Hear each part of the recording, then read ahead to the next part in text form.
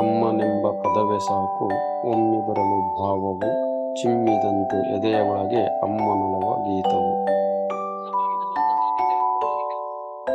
ಅಮ್ಮ ಎನ್ನಲು ಅರುಷ ಮಿಗಿಲು ನಮ್ಮ ಅಂತರಾಳದಿ, ನಮ್ಮ ಪೊರೆವ ಒಲವ ಮುಡಿಯು ಅಮ್ಮನೆಂಬ ಜೀವಿತಿ. ಮಾತೆಯೊಡಲು ಮಮತೆ ಕಡಲು, ದಾತೆ ಜಗಕ್ಕೆ ಜನನಿಯು, ಭೀತಿ ತಮವ ಮರದಿ ಕಳೆವ ಜ್ಯೋತಿ ನಮ್ಮ ತಾಯಿ.